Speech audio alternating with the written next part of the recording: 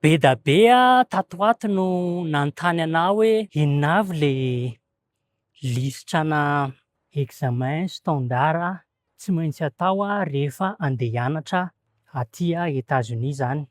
De voalohany raha ohatra ny olona anankiray ka andeha hianatra haka associate degree na bachelor degree aty Etazonia de matetika ny takin'ny université voalohany de examen standard ijerena ny fahaizan'ny olo iny teny anglisy. De ny tena be mpanao de ny TOEFL sy ny IELTS fa misy sekoly sasany mety mandray PTE mety mandray Cambridge test ohatrany misy koa mandray Duolingo test fa mila anontaniana an'zareo tsara hoe iza no mety am'zareo de inona ny tena takiny.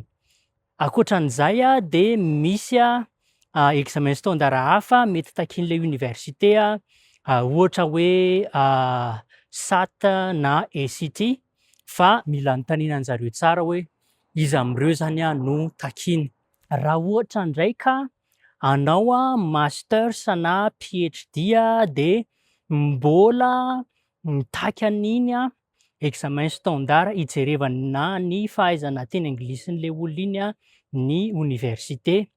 Ny mety fotoana tsy takian'zareo an'iny de raha ohatra ka azonao ny manana bachelor zany ianao na équivalent-ny de azonao tamin'ny teny anglisy le programa na tany amin'ny firenena amin'ny teny anglisy de mety tsy hitaky an'izay intsony ry zareo.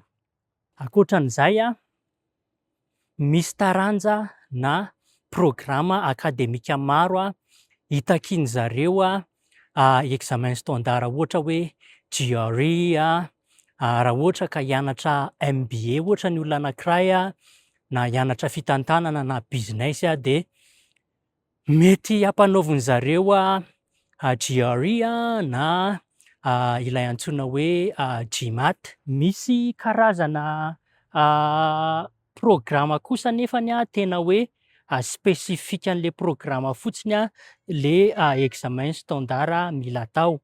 Raha ohatra ny olona anankiray ohatra ny hoe te hianatra hanao lalàna na hianatra droit de mety ampanaovin'zareo an'le antsoina hoe LSAT. Raha hianatra hanao médecine indray de mety M4 ny ampanaovina anazy raha hanao pharmacie de P4 de raha hanao dentiste de D8. De misy olona maromaro manontany anao hoe raha olona efa nahazo diploma na médecine ka te hiasa aty, tena mety possible be fa somary sarotra satria mila mana-porofo amin'ny fivondronam-ben'ny mpitsabo aty hoe afaka tena mitsabo tsara sy maharaka ny rafitra aty zany. De maka certification be da be maka licence be da be de am'izay fotoan'izay koa mbola ampanaovin'zareo an'le examen standard antsoina hoe USMLI zany. De raha ohatra ndraika te hianatra an'tony resaka fanabeazana na le antsoin'zareo hoe education programme ity de mety ampanaovin'zareo an'le antsoina hoe praxis ny olona ray.